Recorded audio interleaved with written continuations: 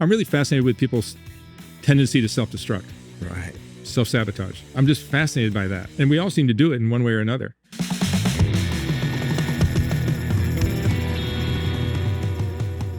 I'm Seano. Welcome back to the Seano Show. And I believe the ultimate drug of choice is service and kindness. My guest tonight has been serving in a different way by witnessing. He sits people down on a simple stool, no bells, no makeup, no spin, and he gives them something the world rarely does: time, attention, and respect. Soft White Underbelly is not a show, it's a mirror. It asks us to see addiction, poverty, trafficking, mental health, not as headlines, but as human beings with names. Mark Laita, thank you, brother, for making space for stories that save lives. Let's talk about the craft, the care, and the cost of telling the truth, brother. Cool. Let's do it. Yeah. Let's do it. Well, first off, I love you, man. You're a special cat. Yeah, I feel the same way about you. And if I understand, you don't like to be on this other side. No, I don't. And you do one a year.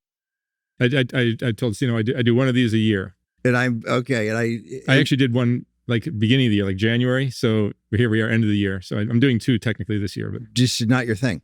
I just liked you guys, you and Max Lugover. This is not my thing. I figured one interview a year will get enough information. Well, I appreciate you making the cut. Sure. We start in Chicago. Stern dad, angel of a mom.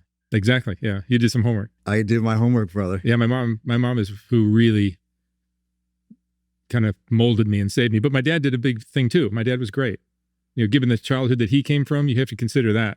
Because if you don't consider those kind of factors in somebody's makeup, it's like he made you tough. What's that? He made you tough. Yeah, he made you a man. Right. Having a dad like mine turns you into a man. You have no other option. Right. So I appreciate all the things my dad did for me, but I am definitely my mom's kid. We're going to talk more about your mom because she plays a big part of the story. 14, you got a camera in your hand. That's right. I asked my dad if I could. I was always into art. I was always drawing and sketching and doing all kinds of stuff like that. And then at 14, I found I saw my dad had a camera in one of the drawers under the stereo, and I'm like, "Hey, can I borrow this?" And he goes, "Yeah, sure."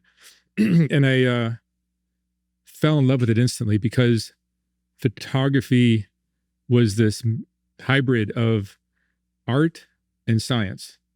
Like a photograph of you at this point is who you were at this, in 2025, in November of 2025. That's who you were. That's what you look like. That's what you were wearing that day. So it's a scientific document. But then you can also light it in a way and shoot from a certain angle and get you to express yourself in a way that becomes more artistic. So I love that mix of science and art. Mark, is this right? Even at a young age, you were like fascinated with the drunks, the characters down in Chicago? Yeah, because I grew up in a solid, two-parent household and had a sister. We were a tight little family. Everything was cool. And I was just fascinated with these guys that lived such a different life. Living on the street, drinking a bottle of liquor out of a paper bag and just sleep on a park bench in the cold. Right, in the cold. In the cold. It was crazy. And I just was fascinated by that as a young teenager. Tell us a little bit, 14 to 26. Any highlights you want to share? I always wanted to be a tennis player, but I just didn't start at 4 years old like Andre Agassi and a lot of others did. So I just didn't have that background. I wanted to be a tennis player. That's what I really would have chosen. Wow. Other than being a rock star. You either want to be Eddie Van Halen, and to me, I wanted to be Ivan Lendl. But it was... That's great.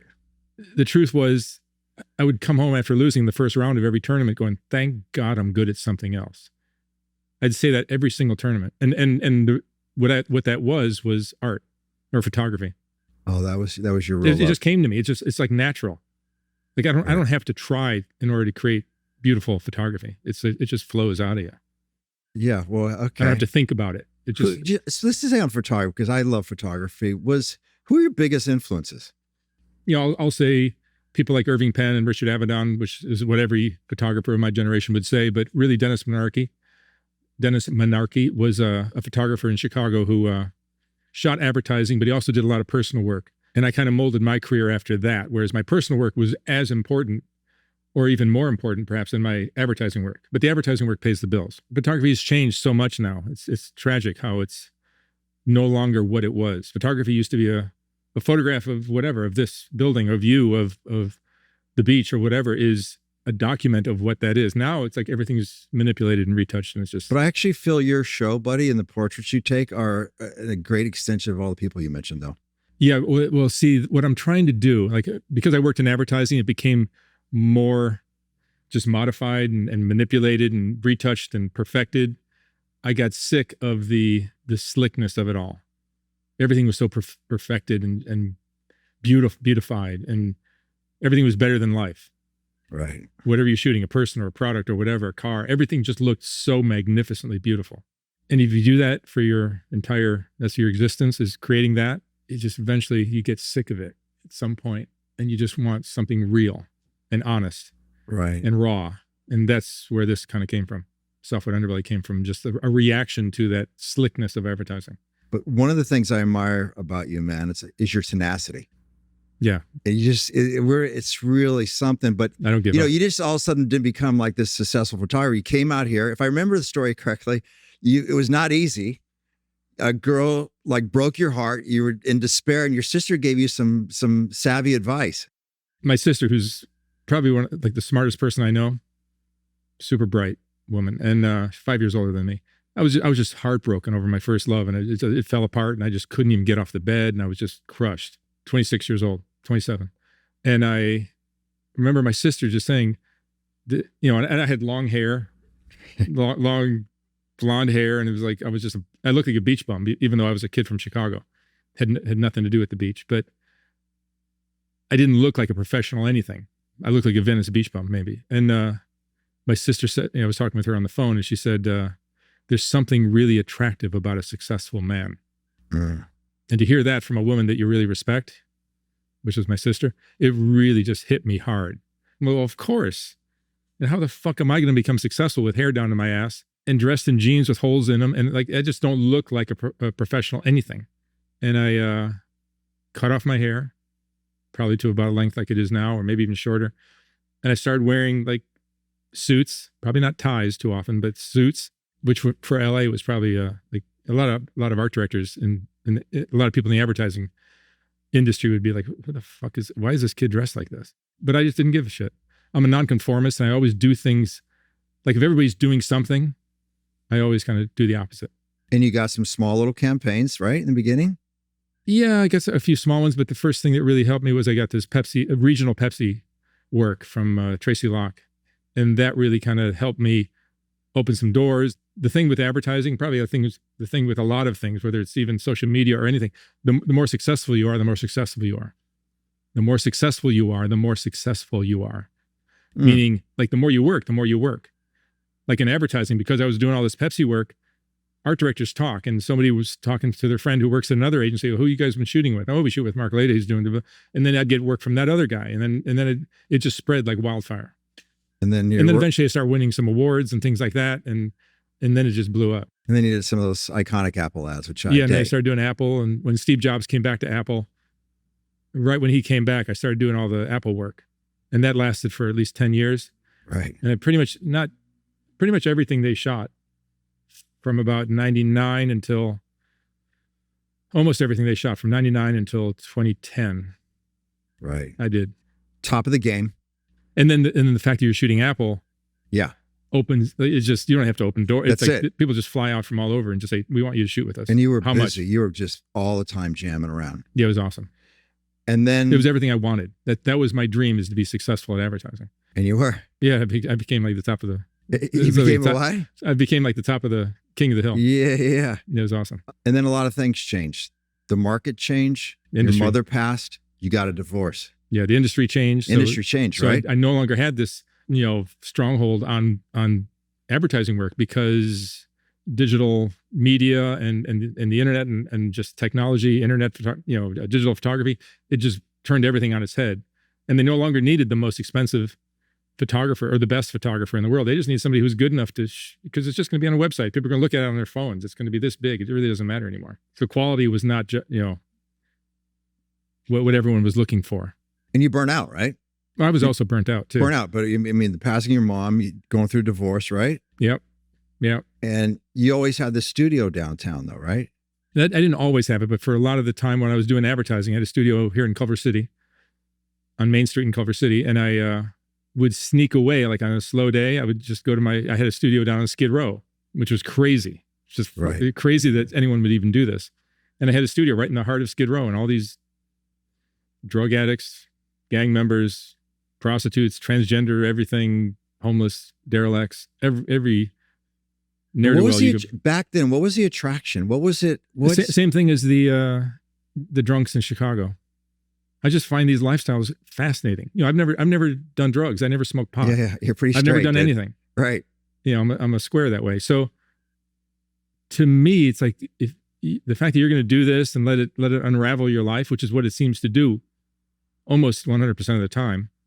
Not always. I see people that do certain drugs and they can remain functional, but you're running a risk, of things getting out of control.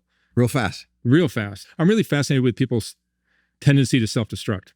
Right. Self-sabotage. I'm just fascinated by that. And we all seem to do it in one way or another.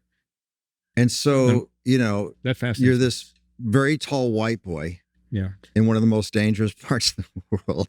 A little naive. It helps being 6'4". But it's rough and tumble down there. And it's, and somehow you figure out, give this guy a few bucks. He points you in the right direction. Well, what people don't understand about what I do, and I never really wanted to talk about it because I didn't want people to just like, oh, well, let me do what he did, and here's the formula to do it.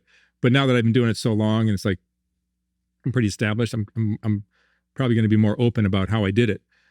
I spent, Jesus, I don't even know. I didn't add it up, but it had to be close to at least $2 or $3 million on creating that network of people that I know and knew and currently still know by giving out money to this person, that person, this neighborhood, and just kind of laying down the ground, just the network of people that liked me, or they didn't like me for real reasons. They liked me because I was a money, an ATM machine to a lot of them. But what that did, because I knew what I was trying to do, it created this thing where people are just they know what I want. I'm not looking for sex from the girls. I'm not looking for drugs from the dealers. All I'm looking for are interesting people to interview. How did you decide, okay, what's the right amount to give this guy who's going to do this? Paying finder's fees to the people who brings me Monique. Right. And I'm paying Monique. And sometimes I have to pay Monique's pimp. Right. And then very often after Monique has done her interview, she calls me up 3 weeks later and says, COVID's going on and my kids are blah, blah, and it's like she has some excuse why she needs money. Probably that money is for crack or for crystal meth or whatever her drug is, or maybe it's for who knows what.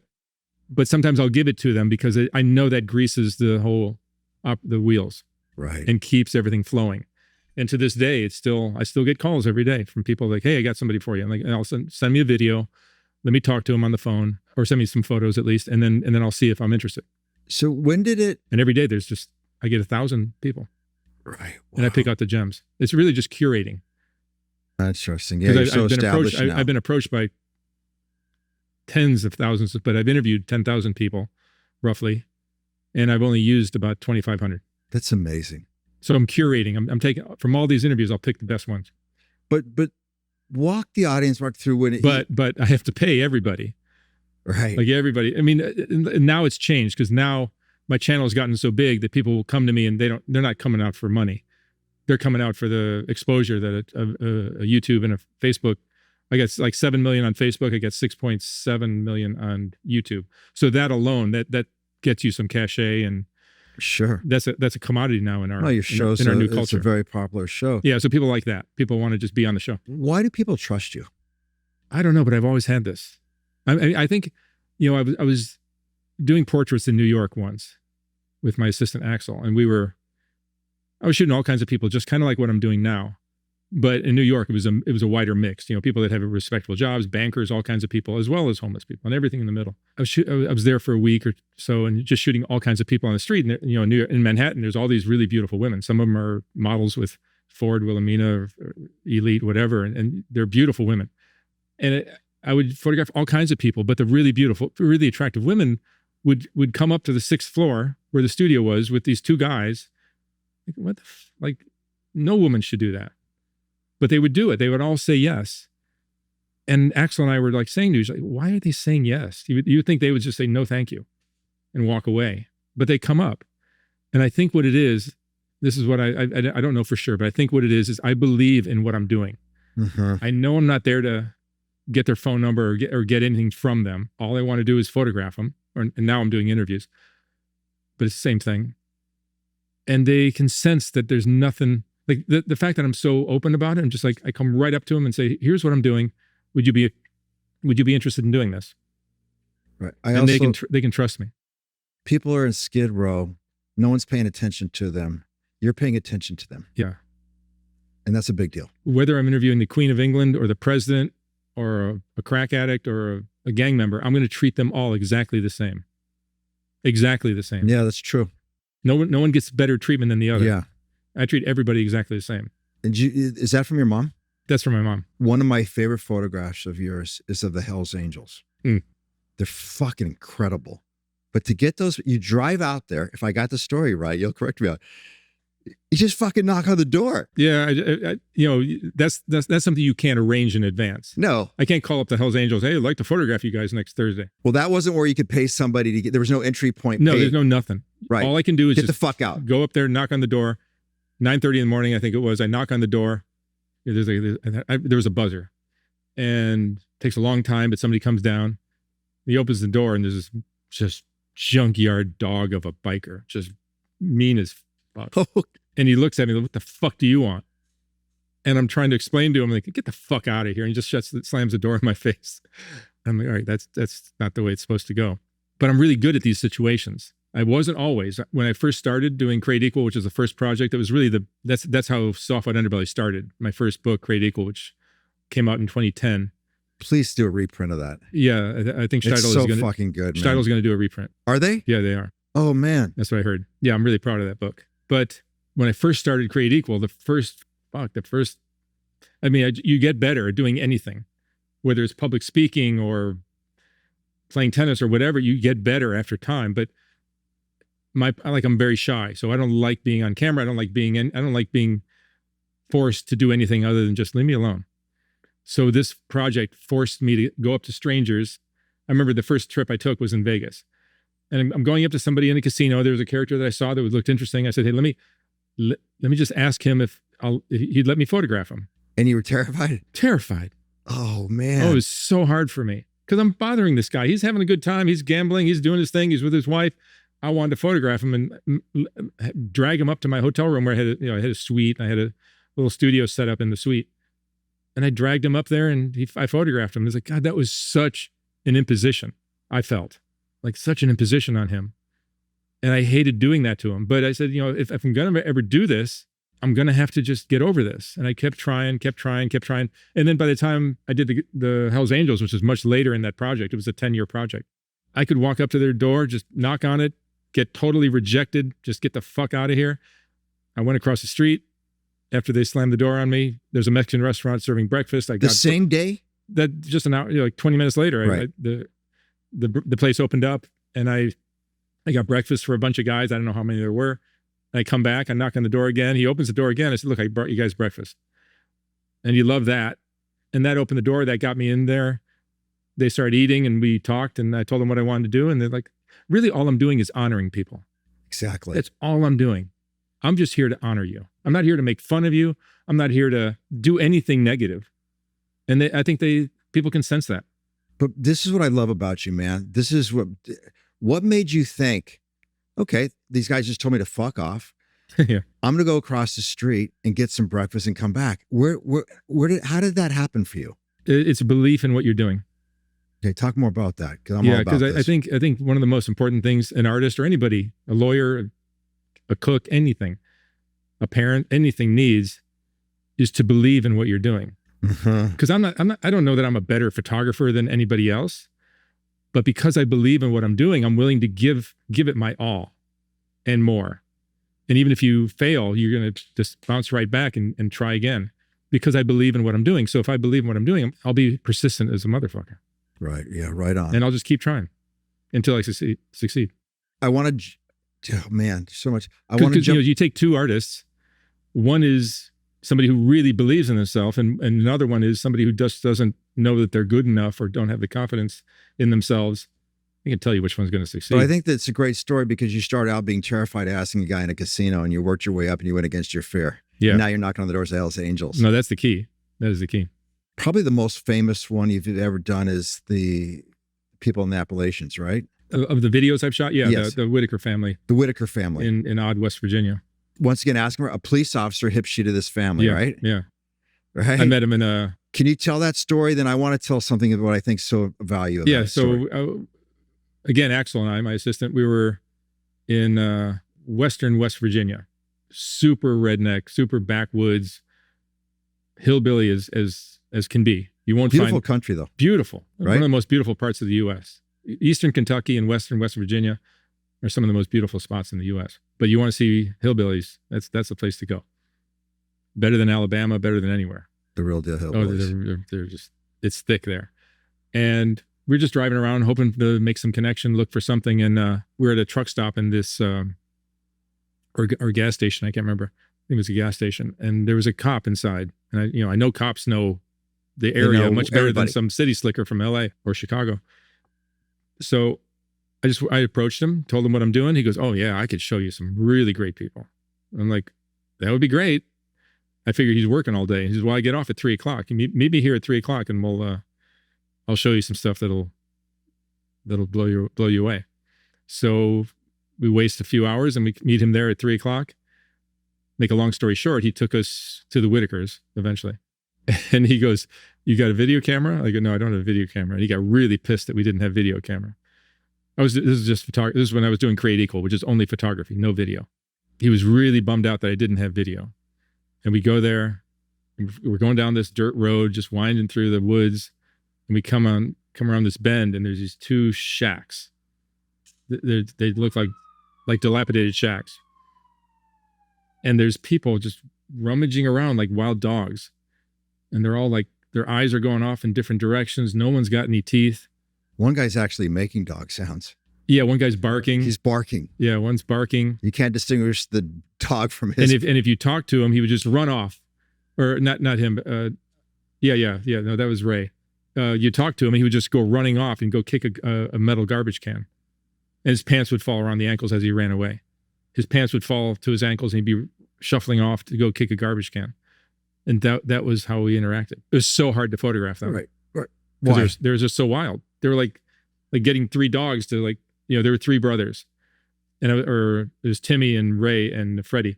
I was just trying to get them to stay, all three of them standing next to each other for a photograph. It took me hours to do that. But walk me through, you get out of the car and you see them. What's going through your mind? Because physically it's something people have not seen. I've never seen anything like that No, before. I've never seen anything like that either. What's going through your mind, man? That this is exactly what I was looking for. This is it, right? Yeah, this is the mother lode. So you're like, this is a shot, but also like, how do I approach these people? Yeah, so I'm good at that. And I there was one, I think it was a relative who spoke, he could speak, could communicate. And I told him what I'm looking to do. And he said he's going to try to help me communicate with everybody. And then I went to the house across the road where there were some people sitting inside. And I go to the door and told them what's going on, what I'd like to do. And they said, "Sorry, we're not." He just interrupted me. It was Larry at the time. And he goes, "Sorry, we're not interested. We had a death in the family. We're mourning. No, thank you." And so after that happens, I can't really push it. But I took some time, thought about it. And then I said, "Hey, let me," because I was shooting 8x10 film with a big 8x10 camera, but I also had an 8x10 Polaroid. So I'm shooting 8x10 Polaroids, which are instant. So I can get an 8x10 print instantly. And I said, "Hey, let me take a picture of the guy who I was communicating with." I did that, had a print of him, a really nice print, went back to Larry and his daughter and I think his sister. They were in the house. And I said, "Look, I'm sorry about the death, but if you'd like, I could photograph the family and give you guys a print like this that you could include in the casket of your," I think it was an aunt or somebody who passed away. And they kind of liked that idea. And they said, "Okay, if everyone wants to do that, then we could do that. That sounds nice."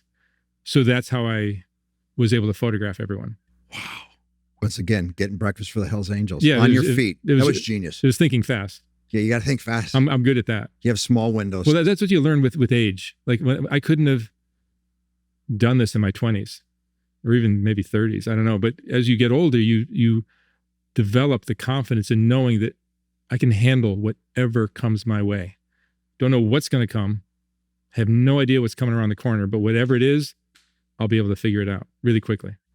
What, 34 million people have viewed that episode? Well, that was something I shot like later, because you came back, right? 15 years later, and I shot that video. Right. What I just described was the photo shoot I did for Creed Equal. The photo shoot. Then gotcha. So when I came back to shoot that video, they already knew me, and they were kind of comfortable with me. They trusted me.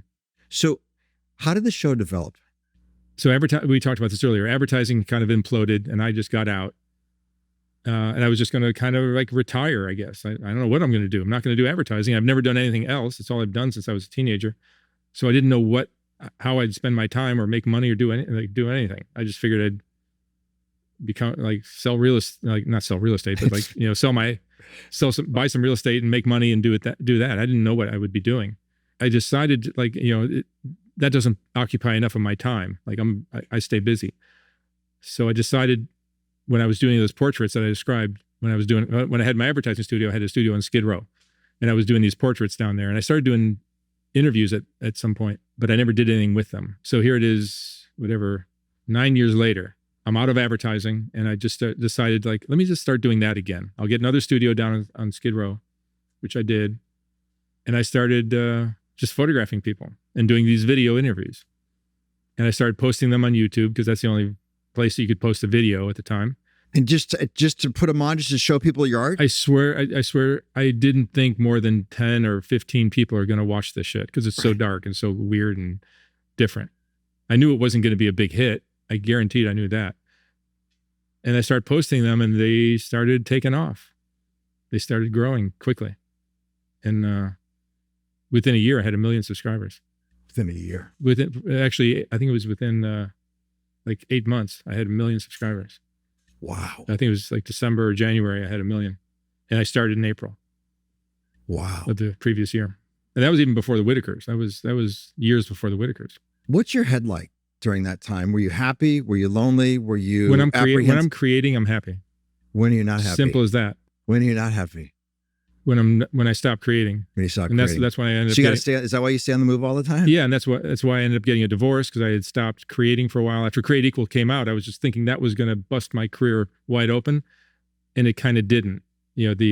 What happened? I think the banks all folded, and, and we went through the banking crisis, and the book came out, and nothing really happened. It's out of print now, and you can get a copy for a few thousand. But at the time, it really became a kind of a flop in my view. Wow. So that was hard for me. I'm going to talk about some of the interviews, but I wanted to ask you this. The question I wrote is, how do you gauge capacity and consent when someone is intoxicated, disassociated, or in acute crisis? Ethically, it's probably not 100% what, a lawyer would probably say. You're not getting their full consent. But when they sober up, which is, the next day or 3 days later, whatever, if anybody else asks me to take it down, I always take it down.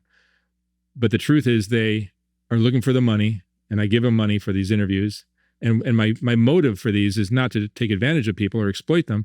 My goal is to show people how bad things are and what's really going on and why these things are happening, which is why I ask the questions I do, which is, what was your family like growing up? What were you going through as a kid? What kind of crap did you have to deal with as a kid? So that I think is educating the world. Like I used to drive through LA and see homeless people at an intersection begging for money and just think like, just get a fucking job. Right. Just get a job. And what this taught me was, no, you have to understand their backstory. You have to understand what they went through and why they're behaving like this and why they're on the streets and why they're escaping with drugs and all that. And so that's what my videos help people understand, I think. People still love to hate. They just, people, everyone's going to hate. People love to hate. I mean, the hate thing is out of control in this country. How do you think the shows move the needle around that kind of awareness? Well, I get emails all the time from people saying, thank God you do these things, that you've saved my life. You've kept me on track. I watch your shit every day. That's why I post every day. It probably doesn't help my views to post every day. It becomes oversaturated, but I do it every day because I believe my videos help people stay on track. Right. So that's why I post every day, just to keep it becomes a part of people's morning routine. Well, that's beautiful. But I've received, thousands and thousands of emails saying, thank you so much for doing what you do. Right. That's why I know what I'm doing is the right thing. Yes, I'm exploiting Joe who's on the street drunk or high on meth or whatever, and he takes the hit in that interview, he looks bad. I get it. There's no doubt about that. I understand that 100%. No one's harder on me than me. Like, I understand. People criticize me. Oh, you're exploiting homeless people. Yeah, I get it. I am. But I'm also informing a much, much, much larger community right. of people that are trying to figure out why their son or daughter or brother or sister or wife or husband is doing this shit. So it's helping people understand. It's helping us learn how to become better parents. It's teaching people the importance of that. To me, the good that I'm doing far outweighs the hit that Joe is taking for doing that interview and looking like a drunk. Interesting. Right on. So yes, I understand there's a negative side. There's always a negative side to everything that anyone does. Have you ever been like, listen, the Hell's Angels scary, I get it. Some of the other people, like, boy, there's something bad could happen here right now. Have you ever had that happen? Yeah. Yeah, I've had that happen a lot. How, you just stay cool. You just stay cool. And you believe it's all going to work out. I mean, had a guy, what was his name? Victor, pulled a gun on me in the middle of an interview and just pointed it right at me. I don't know if it's loaded or not. I don't know. What you do? You just stay cool.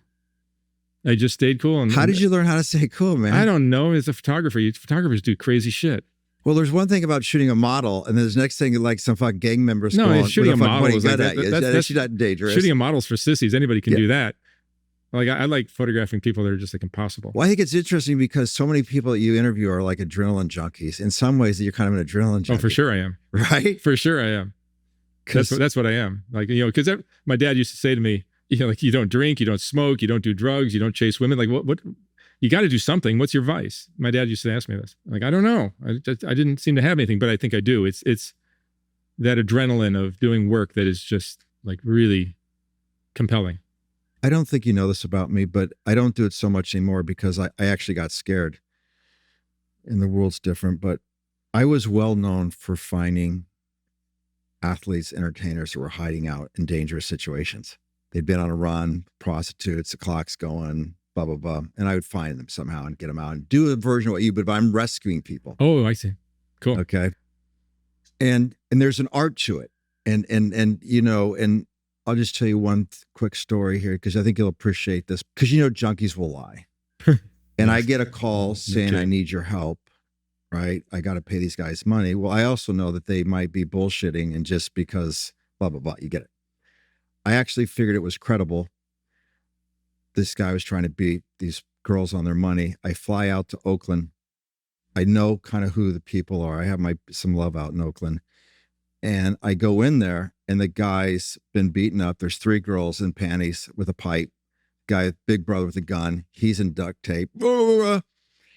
And, the opening line is, how much does he owe you? And they said 25. And I said, I'll give you $5,000 just to kill the guy. He's such a fucking pain in the ass. They laugh. There's an art to that. Mm-hmm. But the reason I tell you that, but then things have changed in the world because that same neighborhood, someone would fucking kill me for $200 now. And it terrifies me. And I know you're going to do your thing, man. There's never been a moment where you said, is it worth going on Figueroa? Is it worth? Yeah, I've had things happen to me. I don't want to get into too many details about Sure. it, but like I've had things happen, but I don't know. It's almost, I feel like I'm like somebody's watching over me. Oh, so you feel protected? Yeah, I don't know why. Or You're on a mission. I love risk. I'm not risk averse like a lot of people are. Oh, that's too risky. That's scary. Don't do that. That makes you dive in. Right. Whether it's a project, a photography project, or building a house and there's a project on a hillside or next to a river. Like, I like danger. You like whether it's a woman or whatever. Like, I like women that are a little bit edgy. Yeah. You can find a nice girl who sells insurance and lives in the valley. I don't see you do that. No, well, I mean, that's a good. Maybe that's a good segue. What's it like doing that and having? How do you meet people? What have your personal relationships been like? Well, my wife was probably not cut from that cloth, but she was an awesome woman. Still is. My wife and I are like this. We're like best friends. We were married for 17 years. Got a divorce about 8 years ago, and we still are like. You'd think we're still married. Still really good friends. And we have 2 daughters and we're really like a family still. But ever since my divorce, something opened up in me and I now I end up with crazy relationships. Yeah, okay. Crazy. Yeah. What makes and that's my doing. It's not. I'm not blaming anybody. It's 100% my fault. And why do you keep? Not fault. I mean, I enjoy it. Why do you, the savvy guy who's seeing? Well, I had a great marriage. Right. On a scale from 1 to 10, it was a freaking 10. My wife would say the same thing. You know, after a while, things just like we somehow grew apart or whatever happened, Sure. and things fell apart at the end. But 17, 16 years were awesome. I just need to sow my wild oats, you know. I hear you, brother. My 20s were really quiet. My 30s were pretty quiet. Then I got married. So I never had the wild times that a lot of people do in their 20s and 30s. Are you comfortable talking about your last relationship? With Kiara, the one that passed away? Sure. How'd you meet Kiara? She brought me her mom. Her mom is a schizophrenic, homeless, crystal meth addict on the street. And she brought me her mom to photograph. And I did an interview with her mom. I ended up not using it. I only use about 1 out of 4 that I do. So just because somebody brings me somebody to interview doesn't mean I'm going to use it. So I never used it. She was a little too, her stories just didn't quite make sense. And a lot of it, there was some truth in there for sure, but a lot of it was just like, it wasn't quite what I looked for. So I never used it. But I took a liking to Kiara and we kept each other's numbers. And next thing you know, we're dating and we started going out. And she was like much, much younger than me, which is crazy because I didn't believe it. Like I even hired somebody to like look up her info to make sure she told me she was 20. Right. 20, which is a kid, but she behaved like she was 35 and she looked like she was at least 30. And I'm like, I just couldn't believe she was so young. But she had a colorful past. She had a colorful past. Yeah. Yeah. But she comes from the streets. She came from the streets and that's what happens. You know, she had a terrible childhood, like the worst you can imagine. No. Yeah. The worst you can imagine. And you fell for her and you tried to help her out. No, I people that come from that, my heart goes out to them. Why, brother? Why? What was it about it? I don't know. It's like, you know, because I had such a great childhood myself, like I want to help people that came from crap. I just wanted to make her life better. And I did a great job of that. I know she told me this every other day that I'm the best thing that ever happened to her and the best thing that ever will happen to her. And I made sure I supported her. She had a 3-year-old son when she passed away, and you know we went out for 2.5 years, and it was a great relationship. It was magnificent. I loved it, but there were some problems that I didn't know about that eventually led to her death. Right, which was recent. Just it was back in May. Right. Of this year. Right. Really sad. It was just like you and I see each other at the gym every morning. It's like if I came over here one day and you were dead in the bathtub. From what? Right. Like I had no idea. And, you know, she's ADHD. So when people are ADHD and they start doing these stimulants like cocaine or crystal meth, they behave differently than somebody. Like if I did a drug like that, I would be hyper and I'd be talking really fast and I'd be high energy. She was mellow as can be when she was doing the drug. So there was no sign of it. So I didn't, you know, people say, I see people saying things like, oh, how did you not know after doing all these interviews with, how do you not understand that she was doing drugs? She behaved totally opposite of what a cocaine addict would act like. That happened. Surprised me like nothing else. What was the most important thing you learned from her? What I learned from that relationship is the value of just making someone's life better. Like I came home from work every day and I'd go over to her place. We didn't live together. And within, you know, some of my days are really rough. And I would come over and within 3 minutes, I was in a great mood every single night. Just with the way she treated me. What did she do that took your mind off everything? She was just kind, Not gracious? stuff that's safe for, Huh? not stuff that's safe for you too. I got it. I understand. Okay, But it was awesome. Okay. I got you. She made you feel special. She made me, it was just amazing. She was so warm and so cool, loving and so kind. I just love that. Yeah. She was such a sweet girl, really special. Wow. But she had some dark problems. Yeah. But, you know, I don't know. We still waiting for the autopsy results. You know, 5-6 months later it is. 3 women in her family, young women, I think they're all in their 20s, all passed away from heart failure. Oh, wow. From myocarditis. Oh, wow. So most likely that's what I assume caused her death. She was in a hot bathtub and she was doing cocaine, so that's going to tax your heart, right? But having myocarditis in combination with the cocaine in the bathtub is probably a recipe for getting your heart to stop. Wow. So something like that. But you've had dinner with my current girlfriend, who is cut from the same exact, you know, not cut from the same cloth, but just the same ability to make her partner feel so great. Like the woman I'm seeing now is just amazing. Yes, she is. Amazing.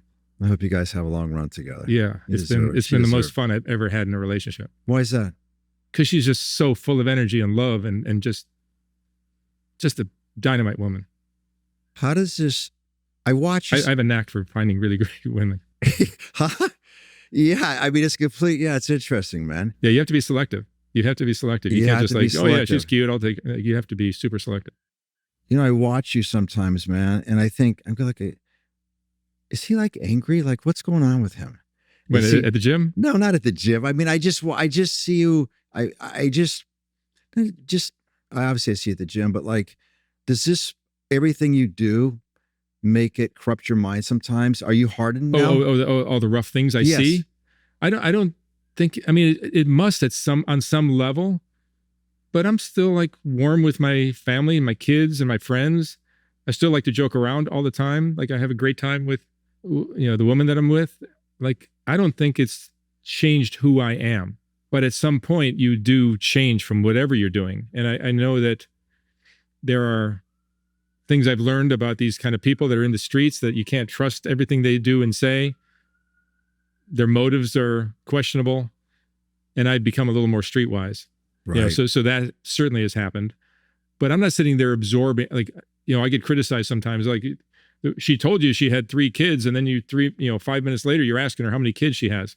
That's because I'm doing 6 or 7 of these interviews a day. I get it. I can't listen and absorb and keep track of everything that everyone is saying.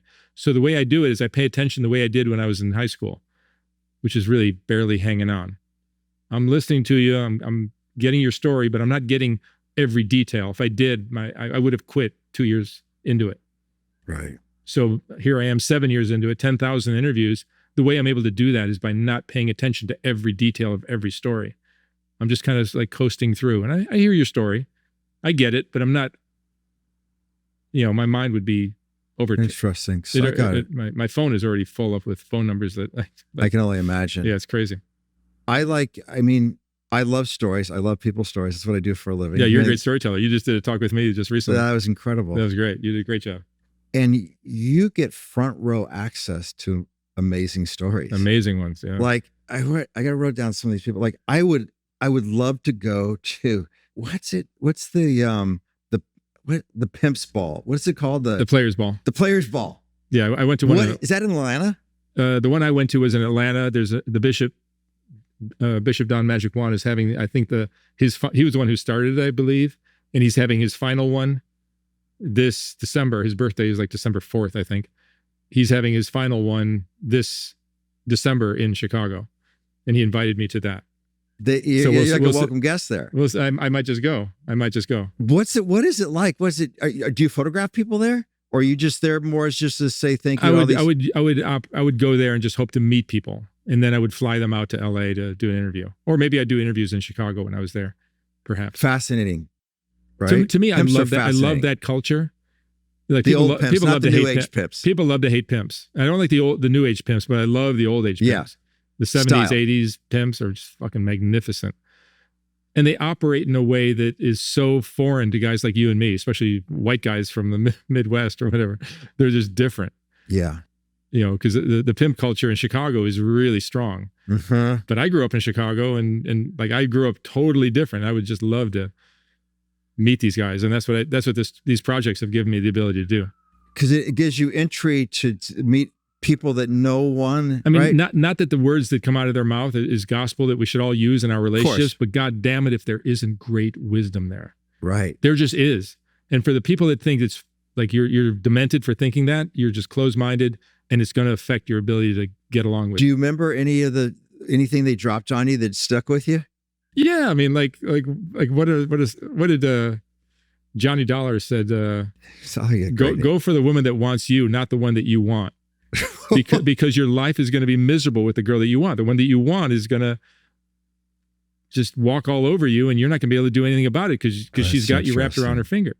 The one that wants you not that I operate this way, because I don't, but it's really interesting. It's interesting. It's really interesting thing to think about. I don't know. It's better to love or be loved. That's a 3-hour conversation. Tell the folks about the Cecil Hotel. Downtown on Skid Row. Downtown Skid Row. There's a couple of hotels, but the Cecil is the one that's probably the most famous. Legendary place. Yeah, it's full of drug. People get housing there.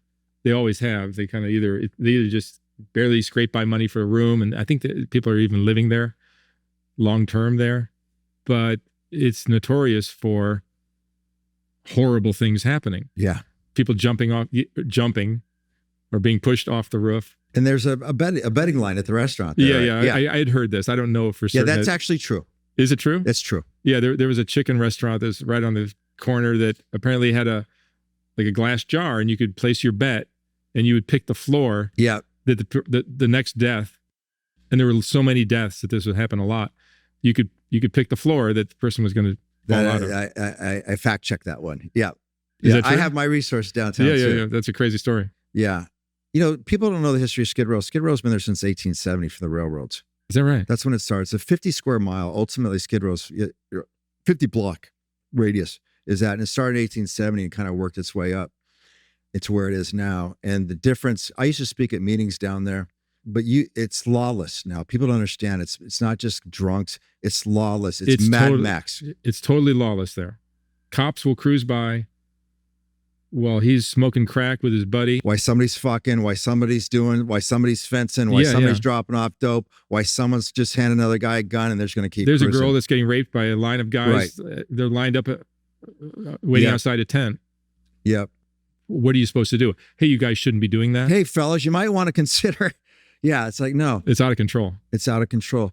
Have you ever interviewed Father Boyle from Homeboy Industries? We've talked about it, but he's so busy we have not yet connected. But I think that still might happen.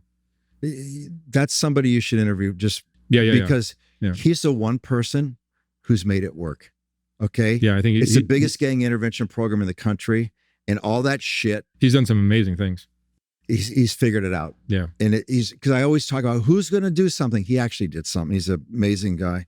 Okay, let's talk about this guy. Mike Dowd. Oh, Mike Dowd. Mike Dowd is, I've done so many great interviews, and people ask me, which is your favorite? And for a long time, Mike Dowd was always undoubtedly my favorite, because he the way Mike tells a story.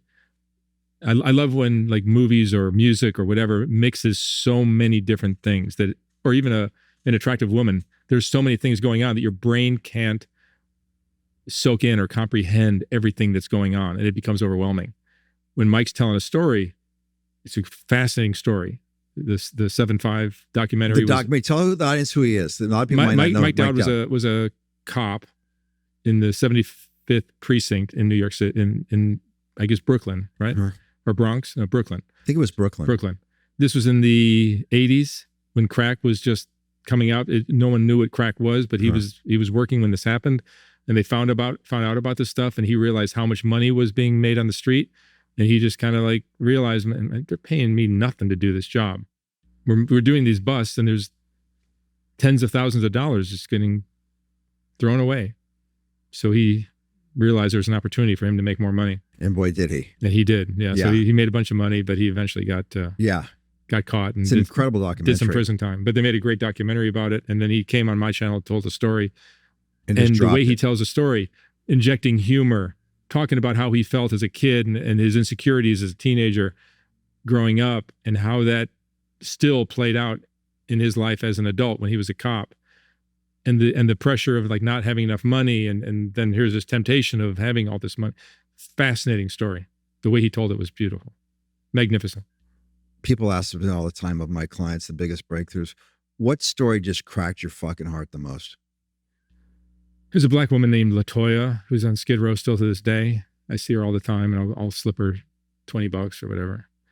Not every day, but a lot of the time I'll see her and I'll give her some money. I mean, she told a story about how, I forget if it was her dad or uncle or somebody was raping her. I don't even want to talk about it. You put the words out there, and it's just they're not good to even speak. But the area between her vagina and her rectum got torn open. She had to get as a young girl, as a little girl, that got torn apart and had to be stitched up. And that's the kind of shit that was going on in her childhood. She's still around. Bonafide, who was a prostitute on Figueroa Street, told a story about having a child with her dad at I think 11 years old or 12 years old. She has a son with her father. Wow. Yeah. So there's some horrifying stories. What story inspired you the most? I mean, Jerry, who was the black gentleman who somebody just came up to him at a stop sign and shot him in the face, blew away half his face. Like he's missing half of his face. His head is shaped like a broken cantaloupe. But the doctors put him back together and he can't, his vision is shot. But he is the most forgiving, loving, kind person ever. He passed away a few years ago. But before he passed away, I would go see him all the time at his room. I got him a room on Skid Row. I paid his rent for a long time, and he was just a beautiful human being. Didn't have a lot of friends. You know, I was maybe his own, like, it felt like I was his only friend, but he was such a beautiful person. And it was just beautiful to see how somebody who went through something that horrific could still be kind and loving. I asked him in one of the interviews, like, what would you say to the guy who shot you? And he said, I forgive you. Wow. That takes a lot. Forgiveness is a big deal. Forgiveness is everything, man. Yeah, why is forgiveness everything? Because, like, if you want your life to be better, right, you don't want to hold anger against me if you're angry at me. Amen. Right. It's like not going to help you to be angry at me. Right. You got to figure out why I did something to you that is unsavory or just uncool. And once you understand why I did what I did, you're going to forgive me. That's going to give peace to you. It's going to give peace to me. It gives me an opportunity to heal and do the right thing next time. And you're going to be able to go to bed with a clear conscience and just have peace in your life. That's what's up, brother. It's just a beautiful way to go. It's the only way to go. Listen, you're very humble. You're very humble, but you help a lot of people out, like that gentleman that was shot. I try not to talk too much about that stuff, and I get criticized all the time because, oh, you're exploiting all these people. People don't see the shit I do. Yeah, I know. It's fucking, I don't care. I know who but you I don't want to start like promoting, oh, I had these two these teenage prostitutes, and I gave them a room because they didn't have a place to stay. And it's like, it would just be an opportunity for people to criticize me. Oh, what are you doing with these teenage girls? I'm not doing anything with anybody. I'm not doing anything with anybody. I've done 10,000 interviews. I'm smart enough to know that if I ever did anything, because I'm on social media, you're just going to get crucified for it. Right. Not that I ever did anything anyway. You know, I'm a straight shooter. I don't do anything that's shady. I'm not going to get in trouble with the law. That's never going to happen in my life. The way I do things is not something that's ever going to get me in trouble. So when people say, I see people making videos, oh, Mark's doing this, Mark's doing that. Mark's not doing any of that shit. Right. I walk a really straight line, and I've always done that my entire life, and I'm not going to start changing that now. Every once in a while, I'll see somebody who was just given no opportunities in life. There's a young girl, Trophy. She was 13 the first time I interviewed her. I think she just turned 15 like last week. She has an IUD because she just got pregnant. She's getting beaten up. It's a horrific life. And I can't take her in. Right. I'm just like, I don't see anybody helping her. I don't see her family or child services or anybody helping her. She's working the streets right now. I think I paid for her room tonight. Wow. Somebody should help out. Shouldn't be Mark's responsibility to help out everybody, right? Her videos get demonetized, so I don't make any money off her videos. I lose money because I'm paying her money all the time. I give her money all the time to survive, but she's also working the streets still. And I don't know what the solution is, but the solution is not to. So what goes through your head, forever. Right? You've seen it. We kind of know how this goes. For one night, she'll be safe. For one night, she has a place to stay. And if that's what I can do, that's all I can do right now. It's enough. Yeah, I try not to become their ATM machine. I get it. It must be tricky sometimes. Yeah, it's really tricky all the time. I've learned how to say no. Right. And sometimes you don't want to say no, but you just have to, because otherwise it's like, it's not helping them and it's not helping me. And it's just a terrible, it's not a symbiotic relationship. It's a terrible relationship to do. But sometimes my heart goes out and they're desperate and it's raining and it's cold and they're screwed. I think you told me this correctly, if I understood. You're moving off all the addiction stories. No, I still do them. I mean, right, but I still do them, but I just for my own. I'm not doing this for my audience. I mean, the audience benefits by hearing these stories, but I do things I find interesting. Right. So if I find somebody who doesn't have an addiction story interesting, I'll do it. Of course. For sure. But what's the future look like for the show? What are you thinking? Just whatever's interesting. Whatever drops in for you. Yeah. I mean, like somebody hooked me up with Brandon Novak, who was like, I told Brandon, he's like, you're my favorite person I've interviewed all year. Right. Because he's just such a magnificent storyteller. For some people, he's a little too slick because I'm sure he's told his story too many times. But Jesus, what a beautiful way to tell a he's story. a special cat. He's amazing. Yeah, I love we Brandon. we hung out a couple weeks ago. Yeah, yeah, we did. I've done 2 with him, and I told him I'll do as many as you want. Many times you want to come in, I'll do it. Do you ever get worried that YouTube might shut you down? Yeah, all the time. I'm actually operating in a way that I'm trying to get them to shut me down. That was my goal, because I have a subscription channel that's $10 a month, right, for uncensored content. Like sometimes I have to censor things out of YouTube, or certainly on Facebook, I have to censor things. In Instagram and TikTok, you have to censor things. YouTube has somehow started treating me. They did this early on. I think they just liked what my content was and what it was doing, and they started treating me with kid gloves and just let me. They gave different rules for me, I think, than other people, because I hear other people say, "Man, I can't get this monetized. I can't do this. I can't do this," because they took it down. I've only had, I think, 3 or 4 videos deleted by YouTube. Really? Mm-hmm. What was the subject matter? One was of a woman named Trixie, who I reposted, and I took out some parts, and it's on my channel. This is early on Skid Row, and she, can we say anything here? Sure. She talked to. I go, what do you she's talking about her lifestyle and just how pathetic it was and how terrible. And I go, I asked her, how do you make money? And she goes, I think she said something like swallowing cum. Right. And she said it with such a straight face. It was just like, did it pass the censor board? Unbelievable. No, it wasn't that. What did she say? She said something even raunchier after that, but it was just like so over the top. It was crazy. Wow. So that got taken down. My last video, previous to last video with Rebecca, got taken down. Rebecca's this transgender, homeless transgender addict that I interview a lot. People, the rumor is that Rebecca's dead, but I don't think she's dead. Oh, wow. Yeah. She was supposed to see me on Saturday, or Friday, but she disappeared. But I think people love to spread rumors about the Whitaker family in West Virginia, and now about Rebecca. Anybody that I've turned into like somewhat of a social media star, people will put out these rumors that they're dead. Do you have a pre-show ritual, or do you do anything before an interview? You get right into it, no, right? I like to just bring people in. I don't know anything of your story. Let's find out. I find out with the audience, basically. But you have so many people that submit things to you now, right? You do some kind of screening, right? My assistant, Noelle, screens everything that gets emailed in. And she's great. She knows exactly. She's like, her taste is like mine. Like, she knows exactly what I want. Right. Listen, obviously you have critics, but I dare anybody to do what you're doing. I would like to see some. It would be a great document. Just shut the fuck up and go out and Skid Row, rent a place for a week. See how it feels. Yeah, I've been robbed. I had a gun to my face more than once. On the street. Try to navigate that. Not the guy who interviewed me and did that, but people on the street who did that and robbed me. Literally, like, here's my wallet, take it. Right. That's happened more than once. My equipment got broke. People break into my studio, steal my equipment. I've had everything happen. Yeah, everything happened, but you keep showing up.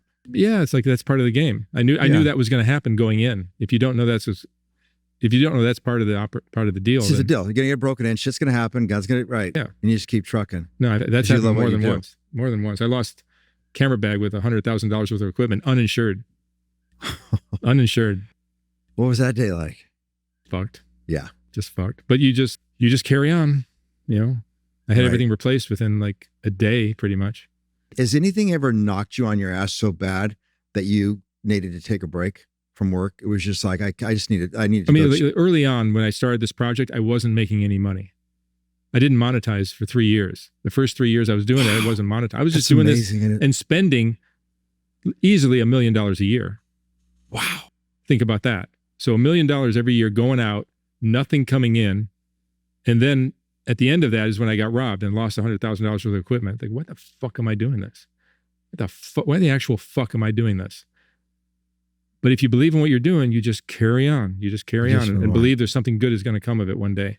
And then eventually my IT guys said, why don't you monetize this stuff? I'm like, I can't monetize women talking about sucking their dad's dick. You're going to monetize that. I'm lucky YouTube isn't kicking me off. Yeah, that's funny though. So I'm going to try to make money off it. Yeah. So I still can't make money off that kind of content. But some of the YouTube is pretty lenient with like the drug stories, as long as they're not too racy. They'll let me make money on that. So I do make some money, but the money flows out at a much faster pace than it comes in. Right. And I'm not really doing this to make money. So I'm not really watching the spending. I never watch the spending. I spend whatever it takes to make this shit happen. And if I happen to have a video that blows up like a like the Tania who talked about the P. Diddy story, or James Sexton, the divorce attorney in New York, his video did well, or Johnny Chang, who's a gang member who is kind of like transformed by, his religious beliefs. Those videos made me some money. So that kind of But saves you the day. never know what's going to really, right? No, I you never just know. never I know, wasn't going right? to use Johnny Chang's video, and it's probably one of the best ones I've ever done. Wow. It was just too religious for my taste. Like Okay. I'm not into religion stories, Right. but I've done a few of them now. And Johnny Chang's was probably the first one that was heavy on a religious angle, and it was a great story. So I decided to use it, and it blew up. It got like, I don't know, it was 7-8 million views. Wow. That's just on YouTube. On Facebook, my videos get even more views. Wow. Yeah. This has been extraordinary, brother. Cool. Huh? Do you feel good? Yeah. Yeah? No, it's fun to talk about this stuff sometimes. I never talk about it. I know. I appreciate you, man. I value what you do as an artist. Well, you're in the recovery world, so you would know better than anybody whether my content is helpful or not. It's very helpful. Yeah. Because when, I don't know if you saw the sign, we have a sign on the door here. It shows us no shame allowed. You're exposing things at a very high frequency, man. Well, I know for a fact, whether I'm an exploitive devil or whether I'm doing some good for the world, the one thing I know without a shadow of a doubt is that by sharing these stories, these people lift a load off their back. All that shame gets deleted, gets right. taken off their shoulders. That's right. And they feel better. I've had so many people come to me over the years say, "Oh my God, when I did that talk, I feel so much better." And a lot of people, I'm not saying I am definitely not saying that what I'm doing is healing people who talk, but I've had 7 or 8 people come to me and say, I haven't used once since I came to you and told my story. There you go, man. So, I mean, There you go, that brother. alone is all I need to hear. Yeah. And all these people that say that I'm exploiting drug addicts and all that. Yes, I'm sure there is a sense of exploitation in what I am doing. Definitely. But it's also helping the person who is unloading their trauma. And it's also helping the people listening. And it's educating the world about the importance of being a good parent and how dangerous drugs can be and all of that. So I feel like I'm doing a lot of good along with doing a little bit of exploitation of a drug addict. Right on, man. Yeah. Any final thoughts for the audience? Anything else you want to say? No, that's cool. That's great. It was a fun talk. Thank you so much, Mark. Thank you, Seano. The Seano Show is a production of iHeart Podcasts, hosted by me, Seano McFarlane, produced by Pod People and 28th Ave. Our lead producer is Keith Kornelek. Our executive producer is Lindsay Hoffman. Marketing lead is Ashley Weaver. Thank you so much for listening. We'll see you next week.